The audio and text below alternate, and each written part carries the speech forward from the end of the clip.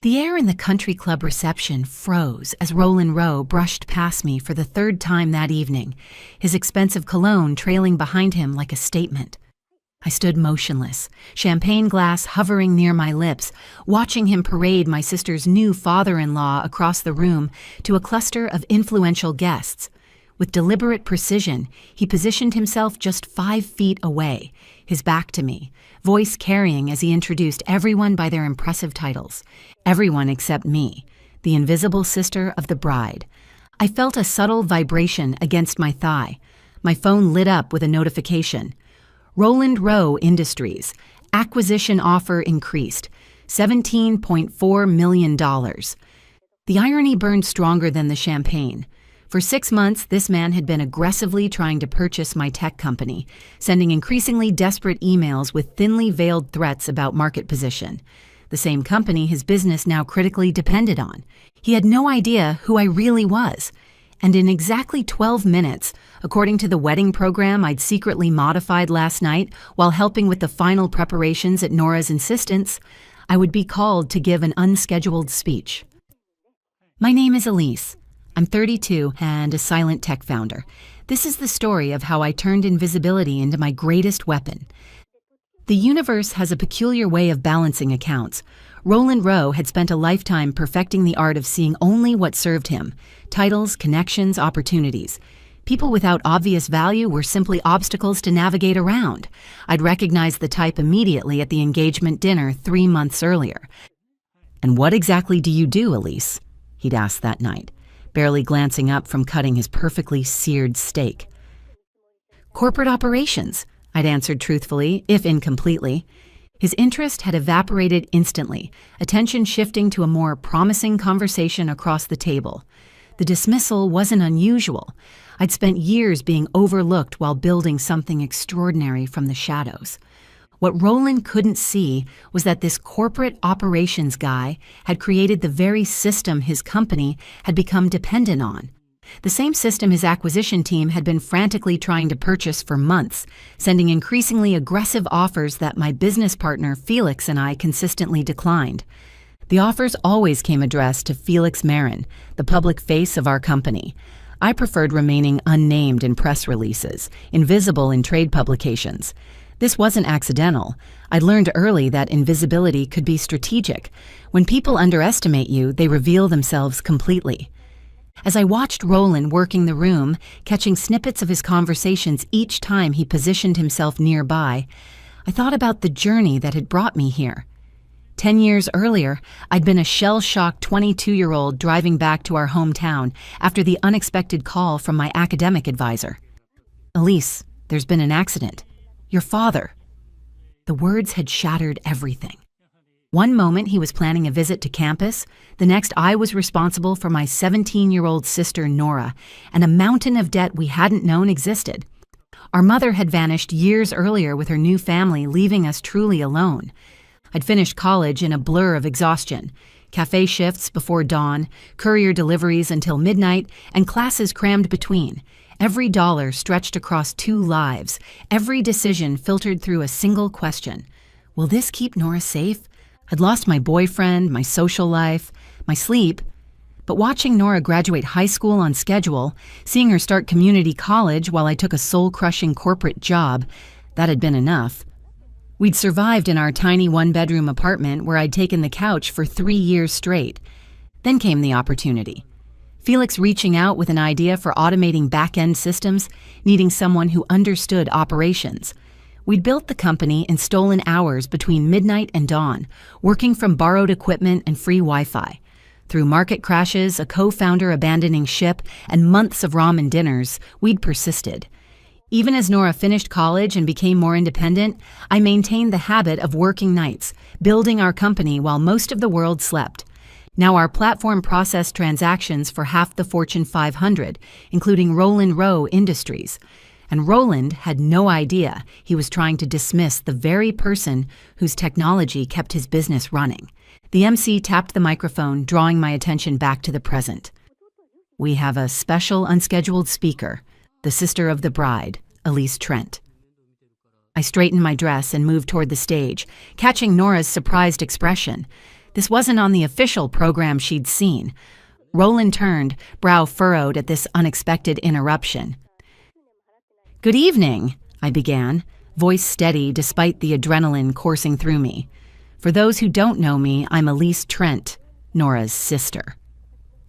I paused, watching Roland's face, still dismissive, still waiting for the unremarkable speech to end so he could return to more important conversations.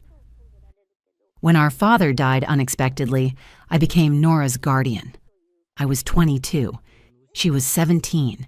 We had no other family, no safety net. The room stilled, glasses lowered, conversations halted. I worked 3 jobs while finishing college, slept maybe 4 hours a night for years. I looked directly at Roland now. During those years, I also co-founded a technology company with my friend Felix over there. Roland's posture changed subtly, a new alertness in his eyes. "Some of you might use our platform, SecureFlow. It handles back-end operations for companies needing seamless processing architecture." I watched recognition dawn slowly across Roland's face as I continued. "Including Roland Rowe Industries, which has been attempting to acquire us for the past 6 months." The champagne glass in Roland's hand tilted dangerously. A soft murmur rippled through the guests. "I didn't come here to discuss business," I said, voice softening as I turned to Nora and Damien. "I came to celebrate my sister finding someone who sees her, truly sees her, for the extraordinary person she is." Nora was crying now, a mix of surprise and understanding. Because the most valuable thing in this world isn't what's in your portfolio or your title on a business card. It's recognizing the worth in people before someone announces their credentials. Roland was staring directly at me now, complexion ashen, jaw tight. "To Nora and Damien," I raised my glass. "May you always see each other clearly, even when the rest of the world is looking elsewhere." Applause erupted as I stepped away from the microphone. I made my way back through the crowd, nodding at handshakes and congratulations. Roland intercepted me before I could reach my table. "Elise," he said, voice controlled but tense. "That was illuminating. I had no idea you were connected to SecureFlow." I met his gaze steadily. "Yes, that became apparent." "We should talk about our offer. Perhaps I could set up a meeting next." "Mr. Rao," I interrupted calmly, "today is about Nora and Damien, but I should mention that we've decided not to sell." His eyes narrowed. "Every company has a price." "That's where you're mistaken," I replied. "Some things aren't for sale. My company makes decisions based on partnerships built on mutual respect, something you might want to consider in your future business endeavors." I extended my hand. "Now, if you'll excuse me, I'd like to dance with my sister." I left him standing there, his expression calculating as I walked away. The next morning, Roland's latest acquisition offer was formally withdrawn. 2 weeks later, a new message arrived. Not an offer, but an invitation to discuss a genuine partnership, addressed for the first time to both Felix and me. I didn't respond immediately. Some lessons take time to settle. Nora and Damien returned from their honeymoon glowing and relaxed. When I mentioned Roland's change in approach, Nora laughed. "Damien said his father hasn't stopped talking about you. Apparently, you're exactly the kind of strategic thinker he respects." I smiled at the irony. "Funny how visibility works." "You could have told him who you were from the beginning," she pointed out. "I could have," I agreed, "but then he wouldn't have shown me who he really was." That evening, I finally drafted a response to Roland's partnership proposal. Not an acceptance, but an opening, a chance to prove he'd learned something valuable. Because in business, as in life, respect isn't something you command once people know your worth. It's something you offer before you know theirs. Some people need to learn that lesson the hard way. For Roland Rowe, that lesson came beautifully wrapped in a wedding toast, delivered by someone he'd chosen not to see. 6 months later, our companies began a collaborative project, one built on clearly defined boundaries and mutual respect. Roland now makes a point of introducing me properly at industry events. It's not friendship, but it's progress. The public humiliation at his son's wedding had clearly forced a reevaluation of how he assessed people's value, a self-preservation tactic as much as genuine growth, but effective nonetheless. As for Nora, she thrives in her new life, secure in the knowledge that she's valued for exactly who she is. And that's all I ever wanted, to create a world where she never has to make herself smaller to fit someone else's expectations. Sometimes the most powerful revenge isn't destroying someone who underestimated you. It's simply revealing yourself at precisely the right moment, then watching as they recalculate everything they thought they knew. Standing in the shadows taught me this. True power isn't about being seen. It's about choosing when to be visible and on whose terms. That's a lesson Roland Rowe won't soon forget. The room tilted sideways as my grandmother's lawyer spoke the words. To my granddaughter Samantha, I leave my cabin on Lake Pemaquid with the condition that she use it to continue our family traditions and create new memories. I gripped the armrests of my chair, my fingernails digging into the worn fabric as I watched the blood drain from Orville's face. My brother-in-law's eyes darted to my sister, then back to me, his expression morphing from shock to something darker. The heavy silence in my parents' living room was broken only by the subtle tick of my grandmother's antique clock on the mantel. It was the same clock she'd used to time our family game nights for decades. Just Samantha? Orville's voice cut through the silence, each syllable dripping with indignation. What about the rest of us? My name is Samantha. I'm 34 and a marine biologist. This is the story of how I turned the tables on the family prankster who nearly destroyed my reputation. The cabin was Grandma Helen's most valuable possession. It was worth well over $1 million with its private beach access and recently renovated interior. But its true value was in the memories: 27 Thanksgiving dinners, 34 summer vacations, countless weekends where our family had come together under its roof. The lawyer continued reading, explaining that Grandma had distributed her art collection to my sister Penelope, her vintage car to our cousin, and various other meaningful items to family members. She'd also established a trust for each of her great-grandchildren's education, but the cabin, the crown jewel of her estate, was mine alone. "This is ridiculous," Orville muttered loudly enough for everyone to hear. "We all know Samantha will probably just sell it to fund one of her boring fish projects." I'd spent 8 years studying coral reef preservation. This work had taken me around the world and earned me a recent grant from the National Science Foundation, work that Orville had always dismissed as my fish hobby. "Actually," I said, my voice steadier than I expected, "I plan to keep it in the family, just as Grandma wanted." Orville snorted. "Sure you will." I watched my sister place a hand on his arm, not to restrain him, but to comfort him. In that moment, I realized I stood alone. The whispers had already begun in the corners of the room, family members shooting me sideways glances. In the weeks that followed, those whispers grew louder. Family members who had hugged me at the funeral now avoided eye contact at gatherings. My phone stopped ringing with the usual invitations. Something had shifted. "I'm just saying," I overheard Orville telling my aunt at a Sunday dinner.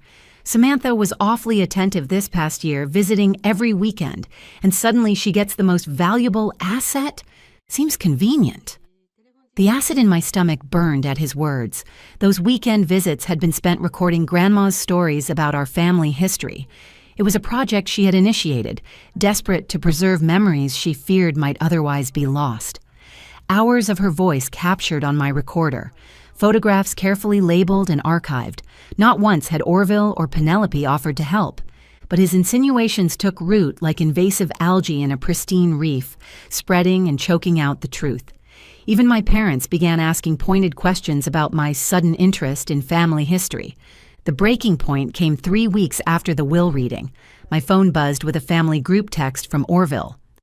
"Annual 4th of July reunion will be at Lakeside Resort this year, since obviously Samantha wouldn't want us all invading her new private retreat." 12 years of Orville's pranks flashed through my mind. The whoopee cushions at Thanksgiving, the salt in my coffee, the time he replaced my PowerPoint presentation for an international conference with slides of cats wearing hats, the accidental posting of an unflattering photo of me sleeping with my mouth open on my professional Instagram account, the dating profile he'd hacked to say I was desperately seeking a father figure with a strong resemblance to Danny DeVito. Each time my complaints were dismissed with a chorus of, "It's just a joke, Samantha," and "Learn to take a joke." Each time I was cast as the uptight one, the humorless scientist who couldn't appreciate Orville's comedic genius. That night, I sat alone in my apartment, paging through the photo albums Grandma and I had organized. In one, I found a picture of a much younger Grandma Helen with a mischievous smile, standing next to a car covered in shaving cream. The caption read, "Payback for Uncle Walter, 1958. Something clicked into place. Grandma Helen hadn't just been the family peacekeeper. In her youth, she'd been a prankster herself, but one with principles. Her pranks were clever, never cruel, and always served a purpose. I reached for my phone and called my cousin Mira, who had witnessed Orville's humor firsthand at her own wedding when he'd replaced her carefully selected first dance song with the chicken dance. "I need your help with something at the cabin," I told her, "and bring your video equipment." "What are we doing?" she asked, no questions about why. "Creating a ghost." Phase 1 of my plan began with a group text to the entire family. Annual 4th of July gathering at the cabin, as Grandma would have wanted. I'll be arriving a day late due to a research commitment, but please make yourselves at home. In reality, Mira and I arrived 3 days early to prepare. "Are you sure about this?" Mira asked as we installed the last hidden camera disguised in a smoke detector. "It seems elaborate." 12 years, Mira," I said, checking the video feed on my laptop. 12 years of humiliation with everyone telling me to take a joke. Let's see how Orville takes one. The day before the family was due to arrive, I left evidence around the cabin suggesting it was about to be sold. Real estate agent business cards on the counter, printed emails about market valuations, and a draft listing description highlighting the property's investment potential. Then I drove to a hotel an hour away and waited. At 1 p.m., Orville's SUV pulled into the cabin's driveway. He and Penelope were the first to arrive. Predictable, as Orville always liked to get to family gatherings early to set up his pranks.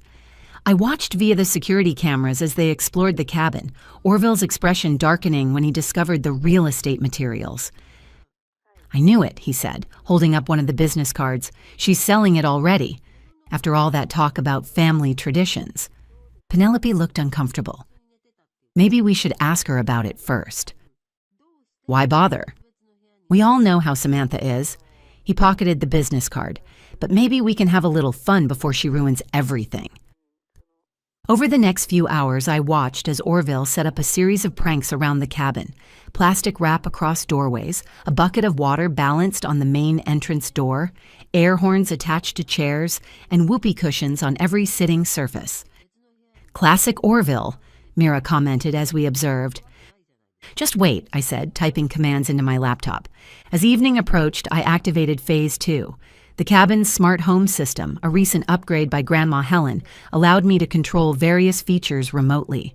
I opened my specialized app that Mira had helped me configure, giving me access to the lights, speakers, appliances, and even the motorized picture frames we had installed the day before. Orville, who had been preparing dinner in the kitchen, paused. "Did you hear that?" Penelope, engrossed in her phone, shook her head. As night fell, I escalated. The refrigerator door swung open while Orville's back was turned. When he went to close it, the faucet turned on by itself. Family photos on the walls, all featuring Grandma Helen, subtly changed orientation through motorized frames I'd installed. "What the hell is going on?" Orville muttered, staring at a picture that had just rotated 5 degrees. I waited until they were eating dinner to play my masterpiece. Grandma Helen's voice, compiled from our recording sessions, emanated softly from different parts of the cabin. "Family traditions," her voice whispered from the living room. Orville dropped his fork. "Did you hear that?" "Hear what?" Penelope asked, looking concerned. A voice. It sounded like Grandma Helen. "Some people never learn." came the voice again, this time from the hallway. Orville stood up abruptly. There! You had to have heard that. Penelope was starting to look alarmed. I didn't hear anything, Orville. Are you feeling okay? By midnight, Orville was unraveling. Every prank he'd set up for me had been discreetly disarmed and rearranged to target him instead. When he sat on the couch, it was his behind that met with a whoopee cushion. When he opened the bathroom door, it was his shirt that got soaked with the water bucket. This isn't funny, Penelope, he shouted after stepping on a squeaky toy he'd hidden under a rug. Someone's messing with me. Maybe it's the ghost of family traditions past, Penelope suggested dryly. At precisely 9 p.m., I triggered all the cabin's lights to flash simultaneously, while Grandma Helen's voice boomed through the speakers. Some pranks go too far, Orville. The security cameras captured his reaction perfectly. A high-pitched scream, followed by him bolting from the cabin in his pajamas and diving into his car. Penelope followed more calmly, trying to reason with him as he fumbled with his keys. The next morning, I drove back to the cabin from my hotel, arriving right on schedule. I found Penelope sitting alone on the porch, drinking coffee and looking surprisingly relaxed. Where's Orville? I asked innocently. He drove to the nearest hotel at 1 in the morning, she said, an unusual smirk playing on her lips. Something about the cabin being haunted by Grandma's vengeful spirit. I feigned surprise. That's odd. Isn't it? Penelope took another sip of her coffee, especially since I didn't hear or see anything unusual beyond all his pranks backfiring spectacularly. Our eyes met, and I realized she knew. Perhaps not the details, but enough. The cameras in the smoke detectors were a nice touch, she said casually. Very discreet. I noticed them when I was looking for the source of a beeping sound this morning. I sat down beside her. You knew all along? About your plan? Number? About Orville's pranks crossing the line years ago? Absolutely. She sighed. I should have said something sooner. I just kept hoping he'd grow out of it. And the real estate materials? You didn't believe I was selling? Penelope laughed. Sam, you recorded Grandma's stories for a year. You care more about family history than anyone. Besides, the listing description mentioned ocean views. This is a lake. I couldn't help but laugh too. The rest of the family arrived throughout the day. Orville eventually returned that evening, looking sheepish and jumping at small noises. When he saw me, he pulled me aside. Listen, Samantha, he said quietly. I owe you an apology. For what? I asked, all innocence. For everything, the pranks over the years, and for what I said about you and Grandma Helen. He ran a hand through his hair. I think she made her feelings pretty clear last night. Grandma Helen? But she's... I know how it sounds, he interrupted, but this place, there's something here. And I got the message, loud and clear. I considered telling him the truth, but decided some mysteries were better left unsolved. Grandma always did have strong opinions about respect, I said instead. That evening, I shared the real estate materials with the family, revealing that they were part of a prank. My documentation for a potential reality show called Cabin Renovations, Family Edition, where we would all work together to update parts of the cabin while preserving its history. I thought it might be a fun way to honor Grandma's wishes for creating new traditions, I explained. Plus, Orville's always saying I need to develop a better sense of humor. Orville, still jumpy from his ghostly encounter, forced a laugh. Good one, Samantha. You really got me. Later, as we gathered around the fire pit roasting marshmallows, a cherished family tradition, I pulled out a USB drive and handed it to Orville. Before I forget, this is for you. What is it? He asked warily. Just some old family videos I thought you'd appreciate. Maybe wait until you're home to watch them. The USB contained carefully edited footage of his ghost cabin experience, his screams included, with a simple message at the end. Pranks are only funny when everyone is laughing. Grandma Helen taught me that. And now you. Orville never pulled another mean-spirited prank again. In fact, he became almost suspiciously respectful, especially in the cabin, where he would occasionally glance nervously at photos of Grandma Helen. As for the family, the whispers stopped. The 4th of July gathering was the best we'd had in years, with everyone contributing to cabin renovation projects and recording their own memories for the family archive. At Christmas, I gave everyone custom photo albums documenting our family history, with special sections for recording new memories. Orville's album included a private note from me. "Truce?" His response was to pull me into a genuine hug, our first in years, and whisper, "Does this mean Grandma Helen won't be visiting me in my dreams anymore?" I just smiled mysteriously. "That depends entirely on your behavior." The hidden cameras came down, but I keep one screenshot framed on my desk. Orville's terrified face at the moment of Grandma's ghostly pronouncement. I don't display it openly. That would be cruel.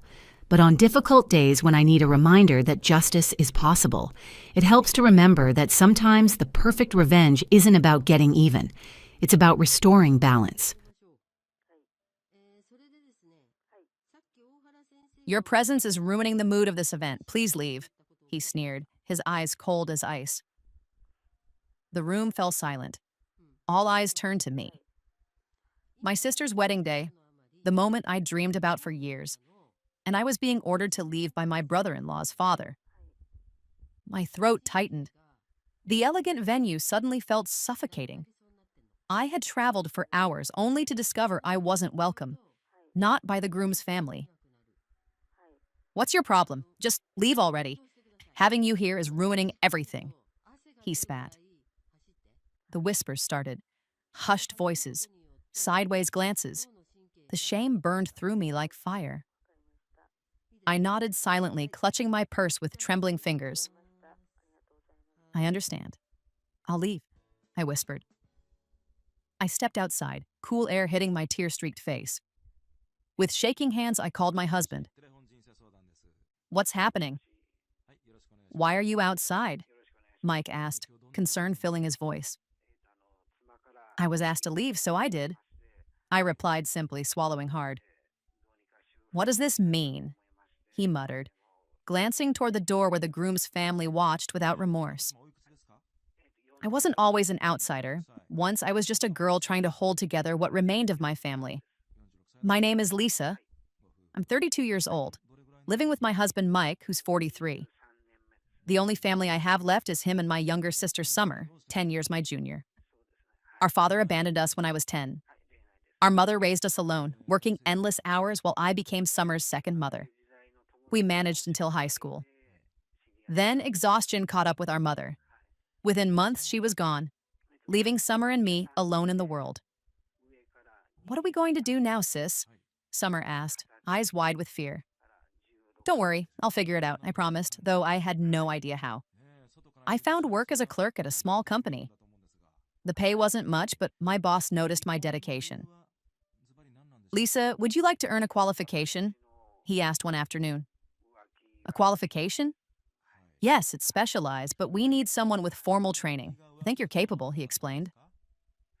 "Would this be after work hours?" I asked, thinking of Summer waiting at home. "Don't worry, we'll cover all expenses. I'm asking as a favor," he added, his sincerity making it hard to refuse. I agreed, thinking of Summer's growing needs. Every evening after work, I studied until my eyes burned. Summer noticed. "Don't overwork yourself, sis," she would say, bringing me tea. "Don't worry about me.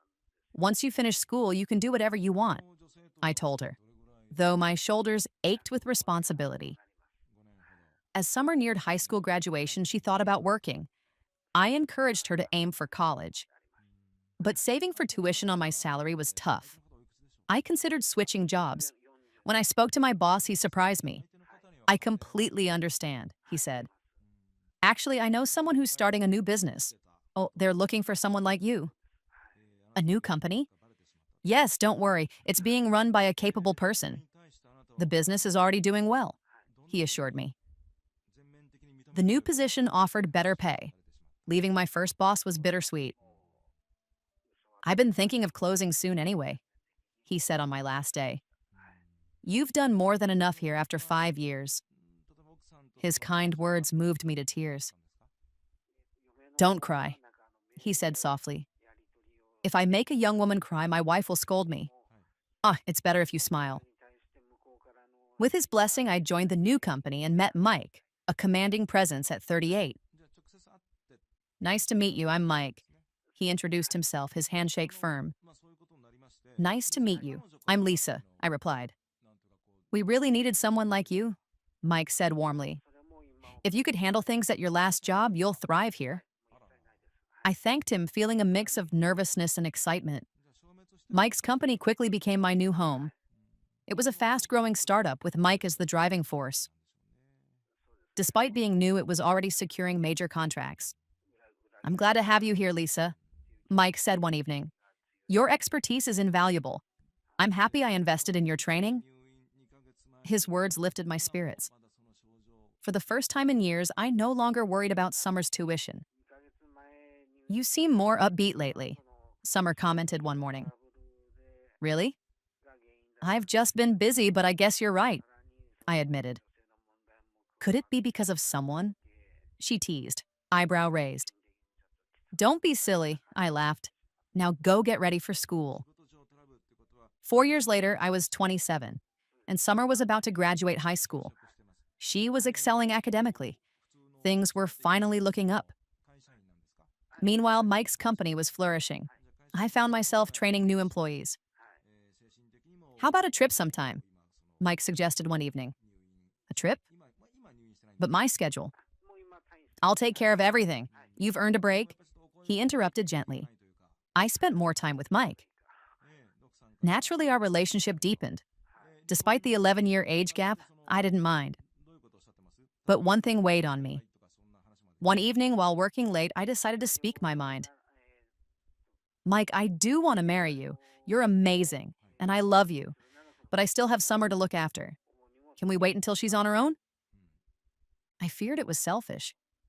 Mike, already in his mid-30s, might have been ready for marriage. Of course I'll wait, he said without hesitation. When that time comes, let's include your sister. She'll be part of our family too. I was deeply moved. From then on, the three of us spent more time together. We even took a vacation. It was unforgettable. Eventually, Summer went to college, still living with me since her university was nearby. She wanted a part-time job. Everyone has to start somewhere, I said, though still anxious about her balancing work and studies. I'll be fine, she reassured me. I've been learning business management from Mike. I'm ready. Her confidence amazed me. She had grown so much. Then one day, she shocked me even more. Sis, guess what? She said, eyes bright with excitement. What is it? I'm getting married after college. I nearly dropped the plate I was washing. Married? Wait, what? She said it casually, as if completely normal. My sister was serious. Who's the guy? I asked, trying to keep my voice steady. You don't know him? Well, maybe you do. Don't try to guess, she teased. This bombshell caught me off guard. Summer had a habit of making surprising statements, but this was different. Remember the business seminar? She asked. I met a guy there. He's planning to start his own company. He's a good guy, so I thought, why not marry him? Marriage isn't something you jump into, I responded. It's a major commitment. She looked at me seriously. What about Mike's feelings? I promised to look out for you until you graduate, I replied. You think I can't handle things on my own? Her voice rose slightly. I've got a plan for my future. I've met a great guy. It's time you focus on your own happiness. Her eyes teared up. Unless you get married first, it's going to be awkward for me. I guess so, I muttered quietly. Mike and I eventually married. The whole company celebrated. Even my first boss came to congratulate us. But one thing remained, meeting my sister's fiancé's family. Brian, her fiancé, seemed like a solid guy. He was the eldest son of a small business owner. The business will go to my brother, Brian explained. Really? I asked, surprised. I've always dreamed of starting my own business. We're planning to start one together, he replied. That's how we met. We've already incorporated.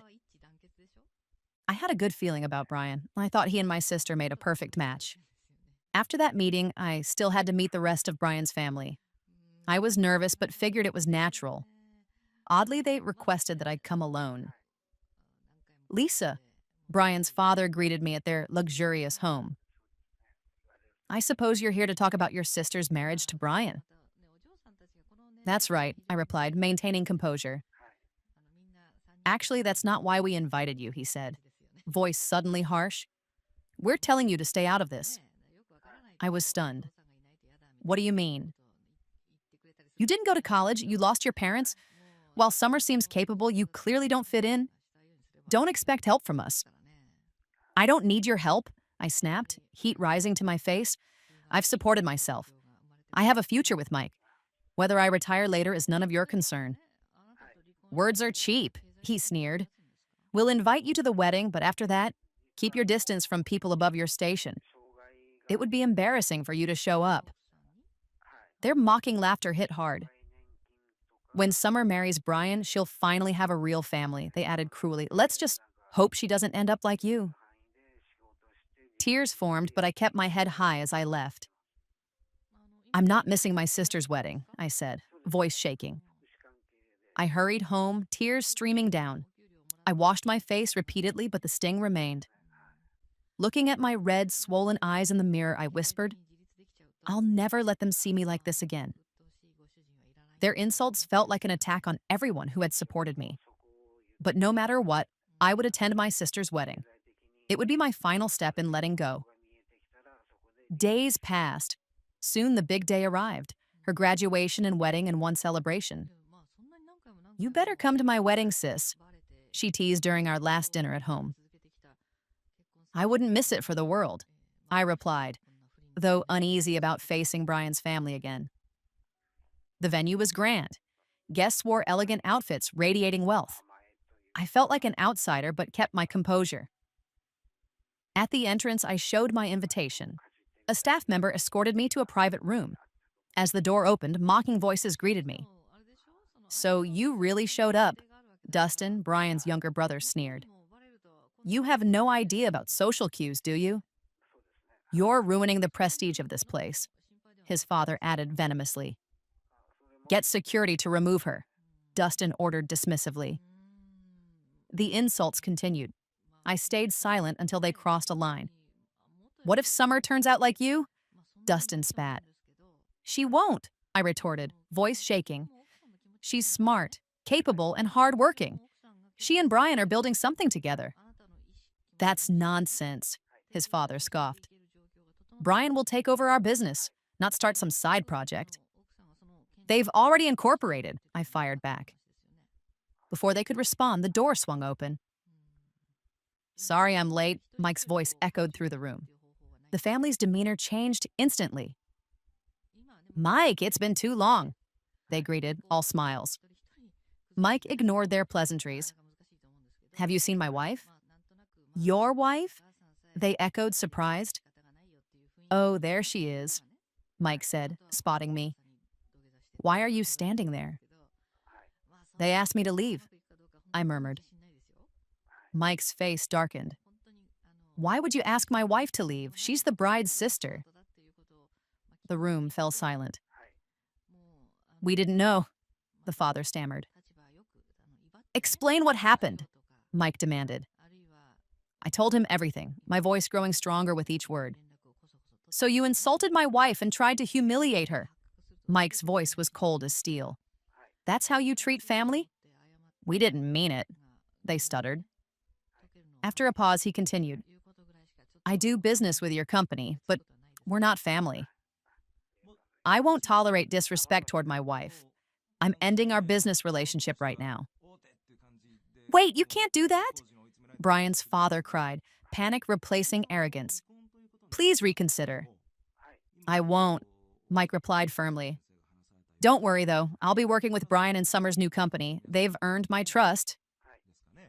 Shocked, the family realized they had lost both their son's loyalty and a key business partner.